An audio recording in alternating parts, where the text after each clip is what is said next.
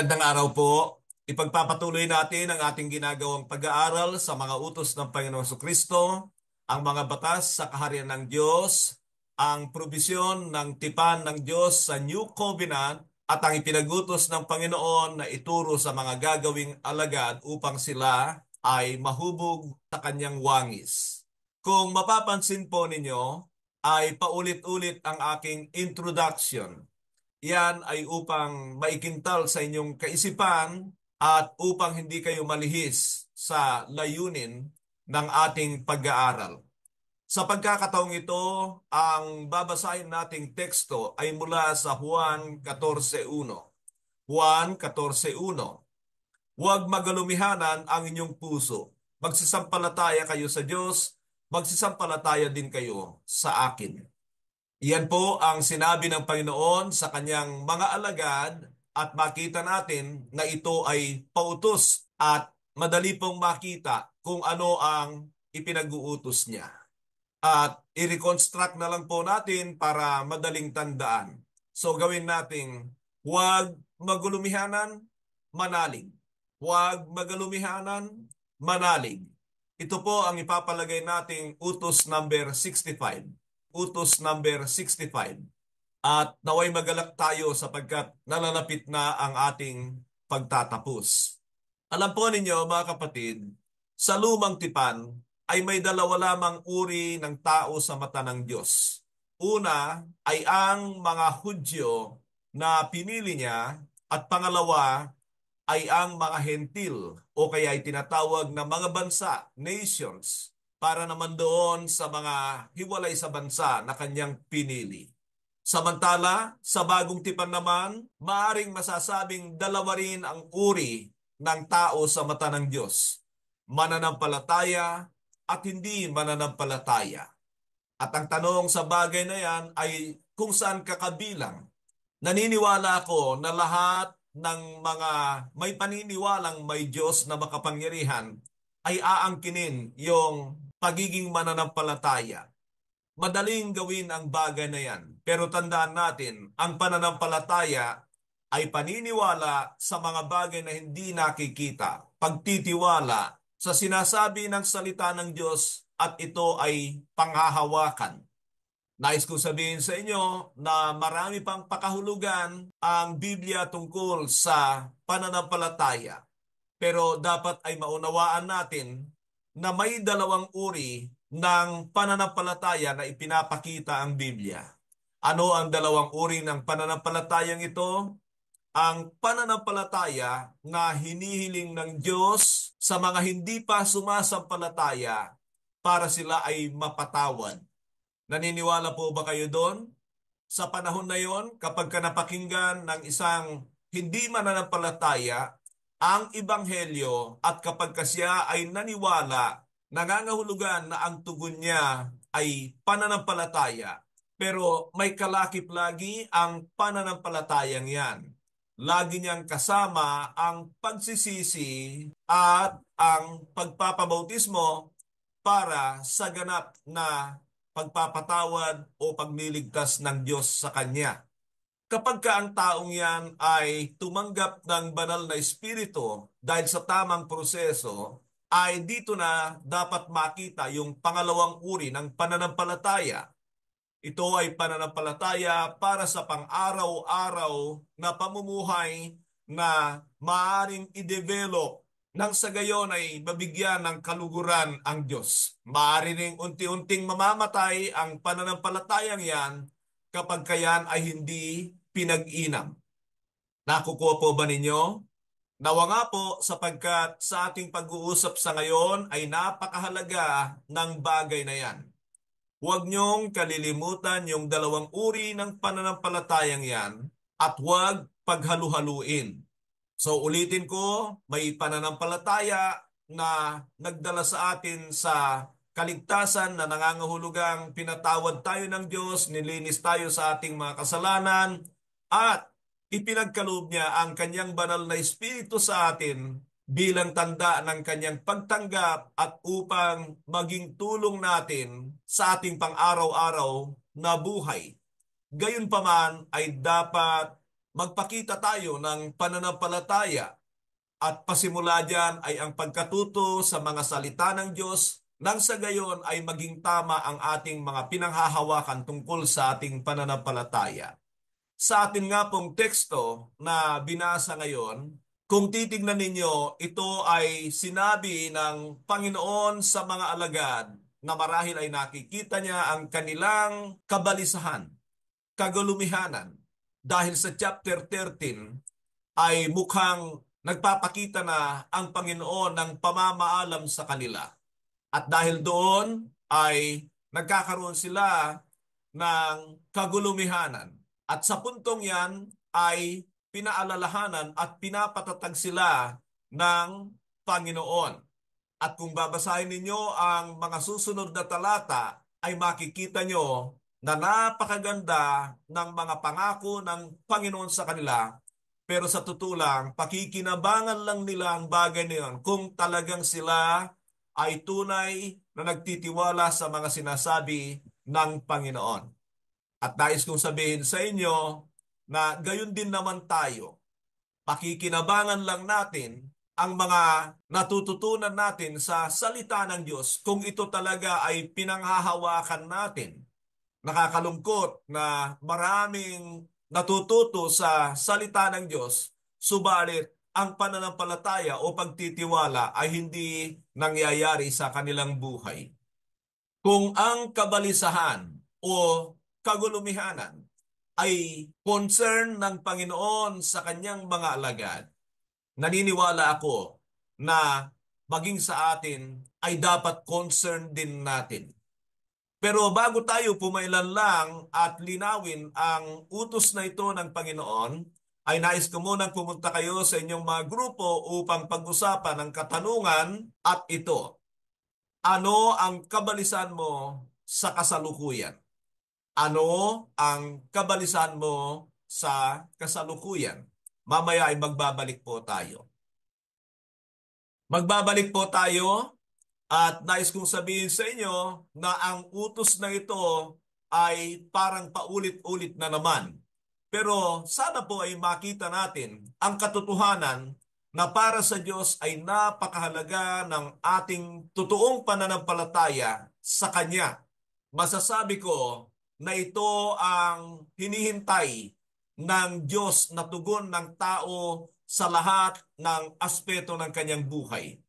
Nabanggit ko na nga na yan ang kailangan para tayo ay magkaroon ng kaligtasan sapagkat sa kawalan ng pananampalataya sa Diyos, ni Adan at ni Eva ay nagawa nilang kumain ng bunga ng puno na kanyang ipinagbawal. Pananampalataya ang issue sa panahon na yon. Higit nilang pinaniwalaan ang pandaraya ng Diablo at kagustuhan ng kanilang laman. Ngayon ay issue pa rin ang pananampalatayang ito sa Diyos. Isang bagay pa na makakapagtapos lang tayo sa ating takbuhin kapag tayo ay talagang may pananampalataya. Sabi ko nga po, punong-puno ang Biblia ng usapin tungkol sa pananampalataya. Makikita natin kung paano hindi nalulugod ang Panginoon sa kanyang mga alagad sa kakulangan ng pananampalataya at makikita rin naman natin kung gaano ang kanyang lugod o tuwa sa mga taong may pananampalataya. Actually, nababanggit yan sa huling bahagi ng Hebrews 11:6. For it is impossible to please God without faith. Ang dahilan ng pagkakasala at hindi pagsunod ay mahuhulog lahat sa kakulangan ng pananampalataya. Ulitin ko, ang dahilan ng hindi pagsunod o pagkakasala laban sa Diyos ay kawalan ng pananampalataya. So pupunta na tayo sa mga ilang usapin upang maging malinaw sa atin at maisabuhay natin ang utos na ito ng Panginoong Jesucristo. At ang number 1 natin ay alamin natin ang mga ikinababalisa ng mga tao. Ang mga ikinababalisa ng mga tao. At ang number 1 natin ay siyempre ang mga pangangailangan sa araw-araw.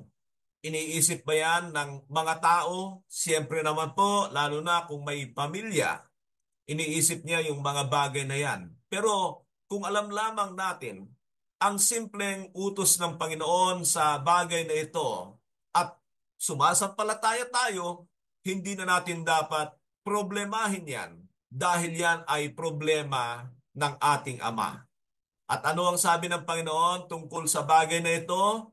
Yan yung nasa Mateo 6:33 na dapat ay kabisado natin at panghawakan natin. But seek ye first the kingdom of God and its righteousness, then all these things shall be given to you as well. So yan, sinimplihan ko na lamang po ang sinabing yan ng Panginoon. Pero makikita nyo na kung uunahin daw natin ang hanapin ang paghahari ng Diyos sa ating buhay, ang lahat ay ipagkakaloob niya sa atin. At tignan nyo kung ano ang mga pangako ng Panginoon dyan, mga pagkain, iinumin, daramitin, at ang dapat nating tandaan dyan ay mga basic na pangangailangan natin para sa pamumuhay sa kanyang harapan. Kaya lamang nagugulumihanan minsan ng tao ay siyempre dahil sa kawalan ng pananampalataya sa Diyos na ipagkaloob ang mga bagay na ito, lumalabas ang katotohanan sa kanila. Hindi nila napanghahawakan ang salita ng Diyos. At masasabi ko na bakit nga ba maraming Kristiyano na tumagal na sa pananampalataya ay hindi nagiging kasangkapan ng Diyos? At ang dahilan, simple, walang pananampalataya sa Diyos. Pero tandaan ninyo, laging ang mga Kristiyano na, lalo na doon sa mga nagsisimba, ay hindi niya kayang tanggapin ang bagay na yan. Ayaw niyang angkinin yan. Pero sinasabi ko yan para lamang itutok sa kanila ang salamin at makita nila ang kanilang sarili na baka mamatay sila na walang paglilingkod sa Diyos at ang tunay na dahilan niyan ay simple, kawalan ng pananampalataya. At nawa po ay wala na yung mga bagay na para sa ating luho. Hindi pinangako ng Diyos ang bagay na yan sa kanyang mga pinili sapagkat alam niya na maaaring maging dahilan yan ng pagkapariwara ng kanilang mga buhay. Nais kong sabihin ang bagay na ito. Kung totoo kang mananampalataya, anak ka ng Diyos, sagot ka ng Diyos sa mga basic na pangangailangan mo, pero kapag ka naghangad ka ng higit kaysa sa diyan, ay makikita mo na wala kang panahon para paglingkuran ng Diyos. Pangalawa na ikinababalisa ng mga tao ay ang kanilang kinabukasan. Alam niyo, isa rin yan sa mga sinabi ng Panginoon na ang tao hindi niya kayang paputihin o panatilihing itim ang kanyang buhok. Nangangahulugan yan na wala tayong magagawa sa kinabukasan ng ating buhay. Ang bagay na yan ay sagot din ng ating Ama kung tayo ay magtitiwala. Iwasan nyo yung ginagawa nyo ang gusto nyong gawin, tinatrabaho mo ang iyong sariling ambisyon at kinakaligtaan mo ang Diyos at ang kanyang mga naisin sa buhay mo pagkatapos ay sisisihin mo siya sa kahinatnan ng buhay mo. Sinasabi ko yan sapagkat makatotohanan yan sa maraming tao. Sila ang nagdi-decide sa kanilang gustong gawin sa kanilang buhay. Pagdating sa resulta, ay aasa sila sa pangako ng Diyos. Hindi yan mapapasayo dahil may kondisyon yan. Ang kondisyon yan ay unahin mo ang Diyos, sundin mo siya, sagot ka niya. At sana po ay hindi hahantong sa hangganan na ikaw ay mapupunta sa lawa ng naglalagablab na supre dahil sa iyong mga desisyon. Pero hindi yan nalalayo kung ang pinagkakaabalahan mo ay yung sarili mong kagustuhan dahil yan ang isa sa mga dahilan kaya ina-avoid tayo ng Panginoon na gawin ang ating sariling kagustuhan. Alam niya na yan ay nakakapagpariwara at alam niya na ang hahantungan niyan ay kapahamakan. At kung hindi ka sumasampalataya, wala kang tiwala sa salita ng Diyos, gawin mo ang iyong inaakalang maganda. Huwag ka ring umasa sa pangako ng Panginoon tungkol sa kahantungan ng bagay na yan. Masarap na ipagkatiwala ang ating kinabukasan sa Diyos sapagkat siya lang ang may tanging magagawa. Alam niya ang hanggang sa walang hanggan. At higit sa lahat, alam niya ang ikabubuti natin kaya mayroon siyang mga paalala sa kanyang mga salita para hindi na tayo maghaka-haka sa ating mga ginagawa. Ang pangatlo natin ay kaganapan o maaaring magaganap sa pamilya. Totoo po ang bagay na ito. Ako po ay pamilyado at iniisip ko ang kahinatnan ng aking pamilya. Marahil ang kaibahan lang sa akin ay alam ko na hindi ako makapagdesisyon, lalo na sa aking mga anak na mga matured na. Ang iba ay may mga pamilya na. Hindi ako nag-aalala sa kanilang pangangailangan at hindi ako nangangarap ng pagyaman sa kanila. Ang tangi kong inaalala ay yung maaring kahantungan ng kanilang kaluluwa. Pero maraming tao ay doon pa lamang sa basic na pangangailangan, doon pa lamang sa kanilang mga ambisyon at maaring mangyari sa kanilang buhay sa mundong ito. Yun na ang kabalisahan ng maraming tao. At ang bagay na yan ay nakikita kapag mayroon silang tagumpay, achievement sa mundong ito, ay ipinagmamalaki nila. Bakit? Sapagkat para sa kanila, yan ang katagumpayan at yan ay mapanganib kapag ka nakakaligtaan ang para sa walang hanggan. Kaya nga dapat ay hindi ipinagmamalaki yung mga achievement dito sa mundo dahil kalimitan yung mga ambisyon natin sa mundo ang nag-aalis sa ating pagpupursige para sa walang hanggan. Ang ating pang-apat ay mga kaganapan sa kapaligiran.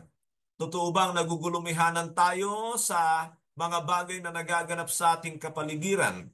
Ako'y naniniwala, oo, kung hindi natin itatanggi. Nag-aalala tayo na baka magkaroon ng giyera kapag ka may balita tungkol sa lindol, sa bagyo, o kaya ay sa simpleng tumataas ang mga bilihin. Tama po ba? Totoo po yan. Pero kung alam lamang natin ang salita ng Panginoon at panghahawakan natin, pinaniniwalaan natin, ay hindi dapat problema sa atin ang mga bagay na ito. Malala ko yung sinabi ng Panginoon, and you will hear wars and rumors of wars. See to it that you are not alarmed. Sinabi ko yon para makita nyo na may mga salita ang Panginoon sa banal na kasulatan para siguraduhin walang pag-aalala ang mga mananampalataya. Kaya nga, faith comes by hearing and hearing the word of Christ.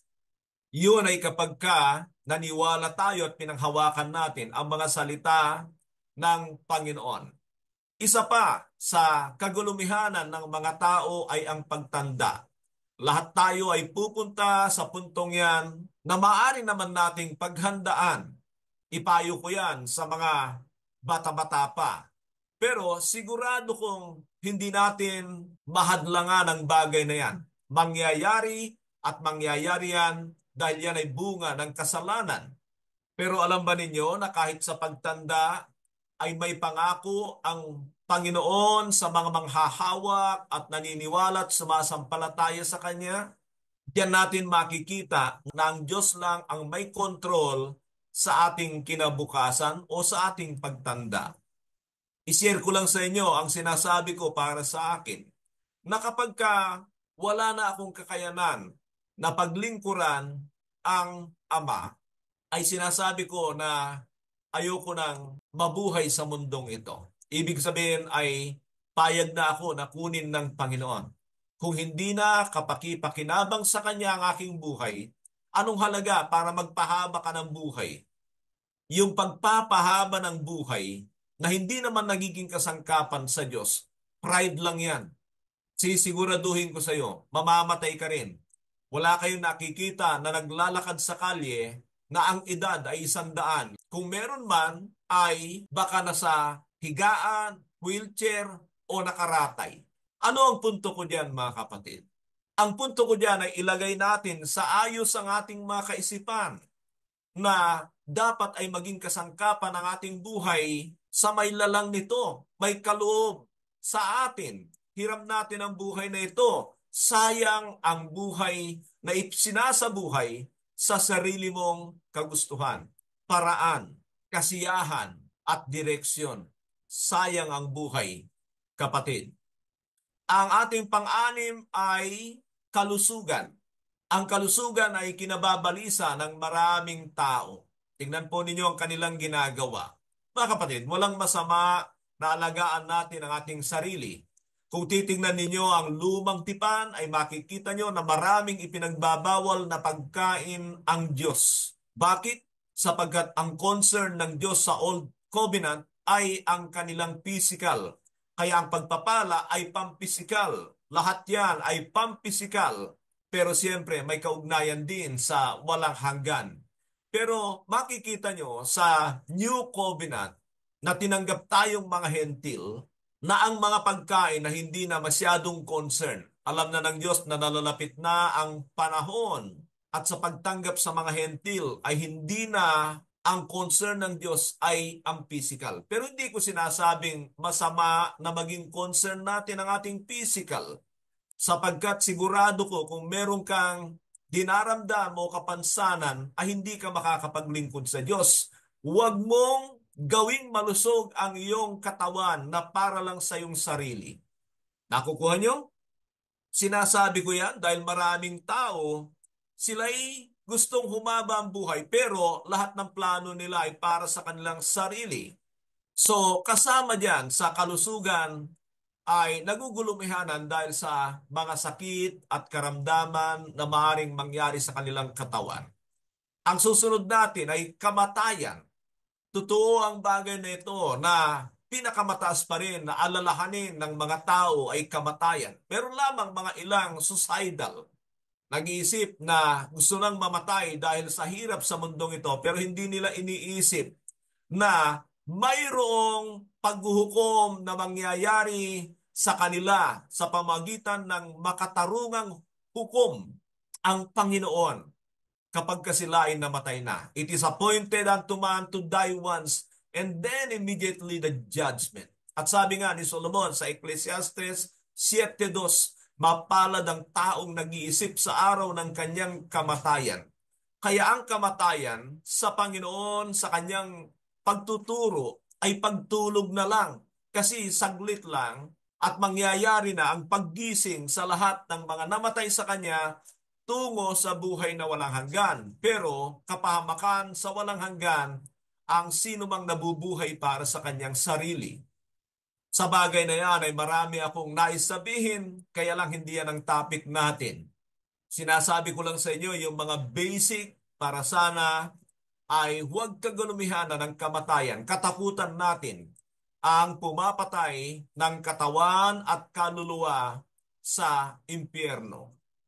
At yan ang ating pangwalo. Dapat ay magalumihanan tayo sa kahinatnan ng ating kaluluwa. Ang taong nag-iisip niyan, mapapabuti. Ang taong nag-iisip ng kahantungan ng kanyang kaluluwa ay mapapabuti. Ipatutuo ko sa inyo na kahit nung panahon na ako'y binata pa at hindi nabubuhay para sa Diyos, nabubuhay para sa sarili at kasalanan ang umiiral sa akin. Pagdating sa gabi ay iniisip ko kung saan kaya ako hahantong kapag ako ay namatay at ipinapakita sa akin ng Diyos ang kadilimang walang hanggan. At dahil sa iyon ay pinag-iisipan ko, ang mabuting Diyos ay binigyan niya ako ng pagkakataon. At dahil ako ay sumasampalataya, ginagawa ko ang lahat ng aking obligasyon, mga kondisyon ng Panginoon para mabuhay para sa Kanya. So ipinapakita ko sa atin sa bagay na ito, mga 8 punto na may magandang dapat kagulumihanan pero mas maraming pangit na kagulumihanan na nangyayari sa maraming tao sa mundong ito. Yung mga negatibong ito na dapat pag-isipan ng tao ang magbibigay sa kanila ng magandang resulta kung pag-iisipan lamang nila. ang araw ng kanilang kamatayan at ang pagharap nila sa matuwid na tagahatol, righteous judge, none other than our Lord Jesus Christ. Punta tayo sa pangalawang bagay na ating pag-uusapan at ito, mga ilang tanda ng pagkabalisa. Mga ilang tanda ng pagkabalisa. Ang mga bagay nito ay kung maaari ay tinatago ng tao. People of their pride pretend. Kaya ayaw nilang makita ito pero lalabas ang mga ilang bagay na tanda ng kabalisahan ng tao. Number one, sobrang kaabalahan. Dahil sa mga alalahanin, nagiging abala ang tao, minsan na hindi niya namamalayan na ang dahilan ng kanyang kaabalahan ay ang kagulumihanan sa buhay. Pangalawa, paghahabol sa mga pansamantalang bagay sa mundong ito. Dahil ang isipin sa kanya ay mga pangangailangan sa araw-araw, kaya nais niyang isecure ang kanyang buhay, kung kaya't siya ay naging palahabol sa mga bagay sa mundong ito. Ang pangatlo ay walang kapayapaan sa puso. Mga kapatid, bagamat ito ay hindi natin makikita, pero maraming tao, kahit na sobra ng yaman, ay ang totoo ay may tinatagong kabalisahan sa kanilang mga puso. Nais kong makita nyo rito, yung mga tao na sumobra sa yaman, katulad halimbawa ni Steve Jobs, ay maagang namatay, yung kanyang kabalisahan, yung kanyang sobrang pag-iisip ay lumabas sa kanyang physical sa pamamagitan ng karamdaman. At ang totoo, sa lahat ng ating kabalisahan, sa lahat ng ating kagulumihanan, kapag hindi natin yan naingatan, ay lalabas yan sa mga karamdaman sa ating physical kalaunan. Hindi ko naman sinasabi na lahat ng karamdaman ay dulot ng mga ganyan, pero karamihan dyan ay dala ng sobrang kagulumihanan. Yan naman ang dahilan bakit may mga humahantong sa stroke, sa atake sa puso, ay dahil lumabas na sa kanilang physical ang tunay na kalalagayan ng kanilang puso, yung kanilang kabalisahan. Pang-apat ay laging may pangamba. Siyempre, kabalisahan yan, kagulumihanan yan, laging may pangamba. Pero laging nag-isip, parang laging may takot sa maaring mangyari sa kanyang buhay. At yan ay tanda ng kawalan ng tiwala sa Diyos. Mga kapatid, wag nawa na irason nyo na kayo ay bahagi ng iglesia, palasimba. Wala yang kinalaman diyan. Ang daming tao ay inaangkin ang relasyon sa Diyos. Pero dahil sa kawalan ng pananampalataya ay punong-puno siya ng pangamba. At dapat ko rin ulitin sa inyo na may mga tao rin nagsasabing wala siyang pangamba dahil ang kanyang buhay ay suicidal. The best pa rin na ang buhay ay ilaan sa nagkaloob nito sa atin, sa may disenyo nito para sa atin, ang ating dakilang Ama. Panlima ay paggamit ng alak o droga para makalimot. Alam natin ang katotohanan na kapag dumarating ang problema sa tao, ang kalimitang ginagawa ay marahil magiinom, gumamit ng droga, yan ay para makalimot. Hindi nila alam na pag sila'y nahimasmasan, ay nadagdagan pa yung kanilang problema o ikinababalisa. Ang ating pang-anim ay pagmumukmuk. Ang tao na maraming kabalisaan, minsan ay ginagawa niyang pagmumukmuk para maiwasan o masolusyonan ang kanyang kabalisahan. Kundi man ay yun ang resulta o tanda ng kanyang kabalisahan. Ang pampito ay walang tulog o kulang sa tulog ang tao. Dahil nga sa pag-iisip, hindi siya makatulog. Hindi ko sinasabing lahat ng kabalisahan ay nagre-resulta sa kawalan o kakulangan ng tulog. May mga ganun lang talaga sa mundong ito. At ang susunod ay walang gana sa pagkain. Pero gawin natin pansiyam yung napapasobra sa pagkain. Kaya hindi dahil payat ay may kagulumihanan. O kaya ay sabihin nating sobrang taba ay may kagulumihanan. Maaring yan ay mga resulta ng kagulumihanan. Hindi makakain o kaya ay sobra sa kain. Iba naman yung nag-e-enjoy lang sa kanyang pagkain. Ang pangatlo na ating pag-uusapan sa bagay na ito ay mga karapat-dapat na kabalisahan ng mananampalataya. O para lang ito sa mga mananampalataya, ito ay hindi kabalisahan ng walang pananampalataya at kulang sa pananampalataya o kaya ay hindi tama ang sandigan ng kanyang pananampalataya. Ano ang karapat-dapat na kabalisahan ng mga mananampalataya? Sinasabi ko ito sapagkat nasa utos number 65 na tayo, nangangahulugan na kahit papano ay malalim na ang inyong kaunawaan, marami na kayong natutunan, at sana nga ay maiset ang inyong kaisipan na kung meron kayong dapat pag-isipan, daramdamin, kabalisahan o kagulumihanan, ay ito lang. Ito lang ang dapat nyong pag-iisipan. Number one ay ang patuloy na pagkakasala. Patuloy na pagkakasala. Ayan, kagulumihanan mo ba yan?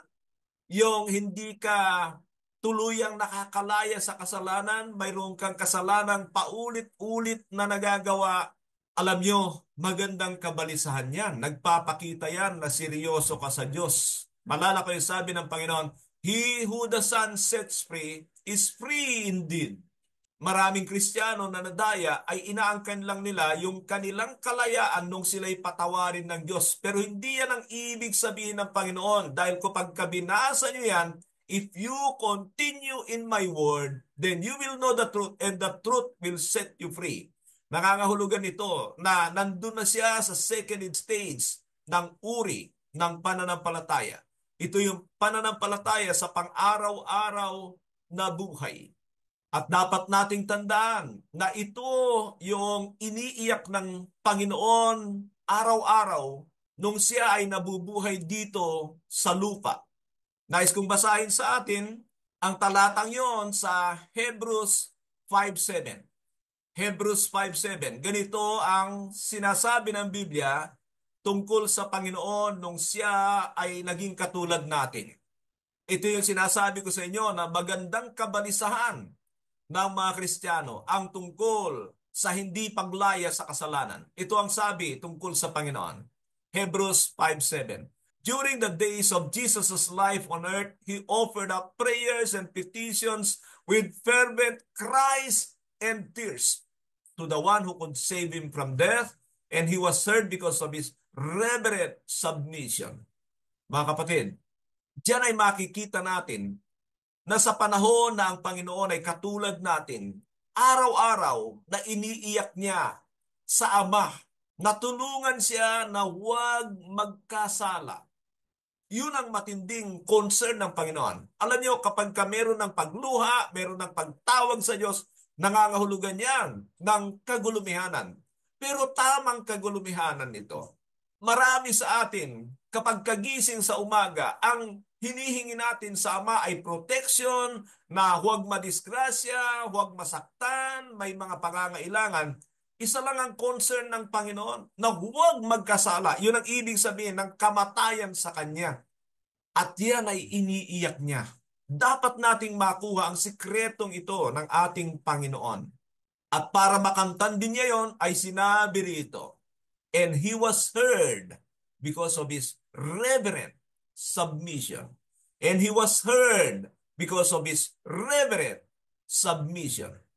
Huwag tayong umiyak, manalangin sa Diyos na kulang tayo sa pagpapasakop. Ibig sabihin yan ay pagiging masunurin ng may kagalakan sa ating Panginoon. Balik tayo sa ating pangalawa na karapat-dapat kabalisahan. Number 2, hindi pagiging kasangkapan sa Diyos. Hindi pagiging kasangkapan sa Diyos. Nilalang ka ng Diyos, tinawag ka ng Diyos para sa kanyang kaluwalhatian. Pinagkalooban tayo ng mga kaloob ng banal na Espiritu para makapaglingkod tayo sa Kanya, sa ating iglesia at sa sanlibutan ito. Doon sa Matthew chapter 25 ay may tatlong talinghaga. Yung una ay tungkol sa 10 birhen at yan ay nagpapakita ng tamang koneksyon sa Diyos. Yung pangalawang talinghaga tungkol sa mga talento ay mga kaloob ng Diyos para magamit tayo sa kanyang iglesia. Yun namang huling talinghaga ay ipinapakita ang halaga ng pagiging kasangkapan ng Diyos sa mundong ito. Kaya huwag kayong basta-basta naniniwala sa mga ligtas ka na kahit wala ka nang gagawin. Delikado kayo. Dapat ay magalumihanan na kayo kung nabubuhay kayo sa inyong sarili, para sa inyong sarili ang inyong buhay.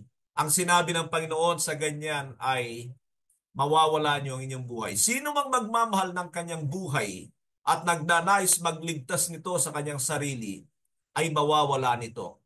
Pero kung nais mo na yan ay secure, gamitin mo yan para sa Diyos. Ang pangatlo na karapat-dapat kabalisahan ng mga mananampalataya ay ang hindi paglago sa katulad ng Panginoon. Ang layunin ng ating pagiging Kristiyano ay para tayo ay humantong sa katulad ng Panginoon. Efeso 4:13. Mga kapatid, mapalad kayo ng mga nag-aaral dito sapagkat ang paraan ng Diyos para mahubog tayo sa wangis na yan ng Panginoong Jesucristo ay sa pamamagitan ng mga batas na ito ng Panginoon. Nagdadala ito sa atin ng karakter, ng attitude, ng work, at ng motives. Kapag ka nagkaroon tayo ng apat na yan, nandyan ang totality ng Christ-likeness. Yan po ang katotohanan tungkol sa mga batas ni Kristo. Dinisenyo ito ng Diyos para hubugin tayo sa wangis na yon. Kaya nga kasalanan ang hindi pagsunod dito sapagkat hindi ka naman nahuhubog sa wangis ng Panginoon dahil lang sa kaalaman dito sa mga batas ni Kristo. Nahuhubog ka kung isinasabuhay mo dahil sinabi ng Panginoon, you are already clean because of the word that I have spoken to you. At yan ay nagaganap kapag ka isinabuhay natin ang kanyang mga salita.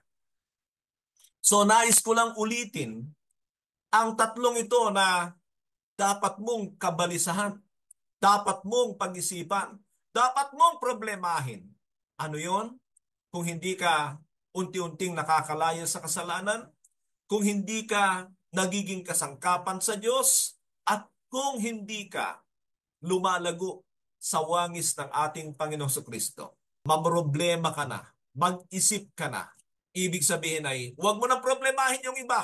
Dito ka na lang sa tatlong bagay na ito na magandang senyales ng pagiging Kristiyano nang may kabalisahan tungkol sa mga bagay na ito. At huwag ka maginarte. Walang mangyayari sa buhay mo. Makatotohanan dito. Yung hindi ka nagsasalita na gusto mong maging ganito pero hindi ka naman nagdidesisyon at nagpupursige na katulad ng nabanggit ko sa Panginoon and with reverent submission ng Panginoon para maligtas siya sa kabalisahang yon.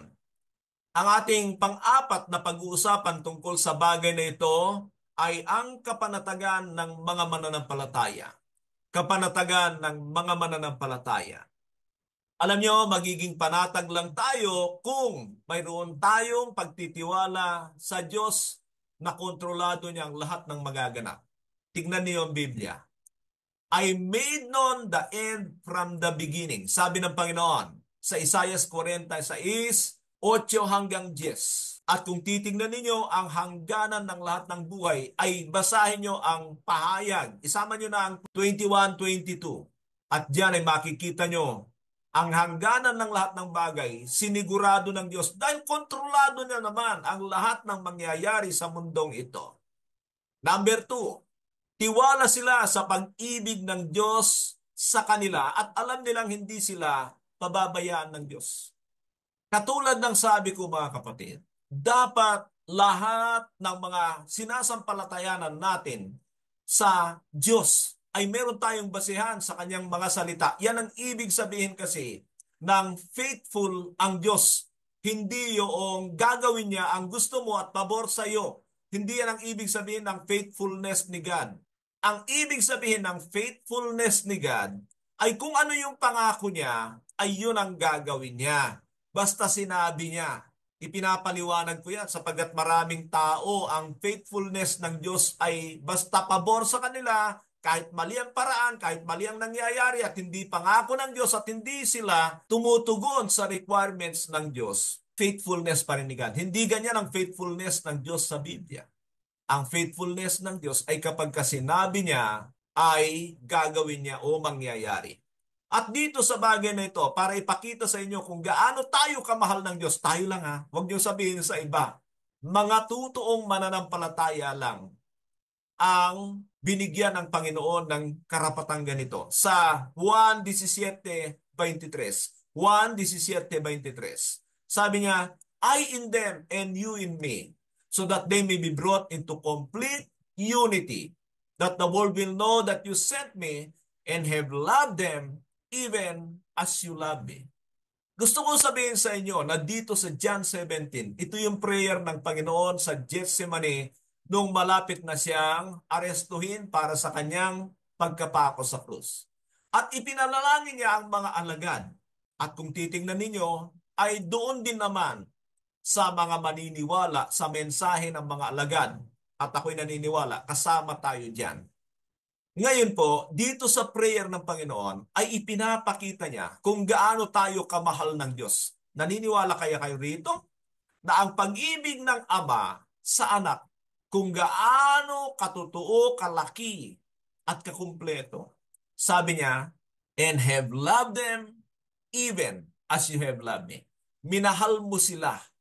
Una ay ang mga lagad at ang mga naniwala sa mensahe ng mga lagad ay minamahal ng Ama ng katulad ng pagmamahal niya sa anak. No boundaries. Ang anak ay bugtong na anak at tayo ay mga adopted children at yan ay walang pagkaiba. Magiging iisang pamilya tayo ng Diyos kasama ang ating panganay, ang Panginoong Jesucristo. Kaya sana po, huwag niyong isipin na pababayaan tayo ng Diyos. Hindi. Ano man ang kaganapan dito, baka naman sabihin nyo, bakit ganito ang nangyayari sa buhay ko? Ang mga alagad pinagpapatay dahil ang concern ng Panginoon sa atin, tandaan ninyo, ay buhay na walang hanggan. Pangatlo, alam nilang mabuti o masamang kaganapan ay gumagawa ang Diyos para sa kanilang ikabubuti. Alam niyo ang Diyos dahil walang imposible sa Kanya. Ano man ang gawin sa atin, pwede niyang i-convert sa kabutihan natin. Yan ang sinasabi ng Roma 8:28 at 29. Kayo na po ang mag-aaral dyan dahil yung ating oras ay hahaba na. Pero para patunayan sa inyo na ang Diyos kaya niyang i-convert ang masama na gagawin sa atin sa ikabubuti natin ay yung ginawa nila sa anak niya. Pinatay ang Panginoon. Pinaka-heinous crime sa buong mundo. Ginamit ang kamatayan ng Panginoon para ma-bless ang lahat ng tao sa mundo. Nakukuha nyo? Ganyan ang Diyos. Pagkakatiwalaan ba dapat siya? Dapat lang. Punta tayo sa pang-apat. May katiyakan sila ng buhay na walang hanggan at ligtas sila sa puot ng Diyos. Yan ay nababanggit sa Roma 8:1 at 2. Huwag lang ninyong kalimutan at iwasan yung sinabi niya na there is therefore now no condemnation to those who are in Christ Jesus. Paano masasabi na walang kahatulan na ang mga nakay Kristo? Basahin niyo yung mga kasunod. Huwag niyong iwasan. Dahil ang sabi niya, those who walk not after the flesh. Ano yung mga gawa ng laman? Galatia 1:19 hanggang 21. Huwag niyong gayahin yung maraming Kristiyano na inaangkin na wala ng kahatulan ang nakay Kristo, pero nabubuhay sa laman. At hindi nga nila alam na yung ginagawa nila ay kagagawan ng laman. Panlima, alam nila na ang mga ginawa at tagumpay ng Panginoon sa krus ay tagumpay nila sa lahat ng bagay sa mundong ito. Naniniwala po ba kayo diyan? Nang sinabi ng Panginoon, it is finished. At ang sinasabi nga ng Biblia, lahat ng pangangailangan natin ay ipinagkaloob na ng Diyos. Tapos na sa Diyos yan. Ang hinihintay na lang ng Diyos ay yung ating hakbang ng pananampalataya. Yan ay bilang tugon at pruweba na tayo ay totoong mananampalataya. Panganim, magtitiwala tayo sa katapatan ng Diyos. Nabanggit ko na ito. Hindi ko na ulitin. At higit sa lahat ay yung kahabagan ng Diyos. Dahil tayo ay nagkukulang, kung tayo ay magpapakumbaba, nalalapit sa Kanya, ang habag ng Diyos ay iiral sa atin. Let us then approach the throne of grace with confidence so that we may receive mercy and find grace in a time of our need. Sa ating pong pagwawakas mga kapatid, hinihiling ko na iyuko ninyo ang inyong mga ulo at minsan pa ay isalamin natin ang ating mga buhay dito sa evaluation questions na babanggitin ko sa inyo. Naniniwala ka ba ng buong puso na walang magaganap sa buhay mo maliban na ito ay pinahihintulutan ng Diyos? Naniniwala ka ba na ang lahat ng kaganapan ay nilalain ng Diyos para sa iyong ikabubuti at gayon din upang hubugin ka sa wangis ni Kristo? Inaangkin mo ba at nagagamit ang bisa ng mga ginawa ng Panginoon doon sa krus at tagumpay niya sa kamatayan? Aamin ka ba na nangangailangan ka ng tulong dahil may takot ka sa iyong puso sa ngayon? Nais kong sambitin ang panalangin maiksi para sa inyo. Aming Ama, bigyan niyo kami ng pananampalataya, pagtitiwala sa aming mga puso, sa iyong pag-ibig, sa iyong kabutihan, at sa iyong kahabagan. Patibayin mo ang pananampalataya ng bawat isa sa amin. Sa pangalan ng Panginoong Yesus. Dito po tayo magtatapos sa ating utos number 65. Huwag magulumihanan, manalig sa Diyos, at manalig din tayo sa ating Panginoong Kristo. Patuloy na sumagana sa atin ang biyaya ng ating dakilang Diyos at Ama. Magandang araw po muli sa bawat isa.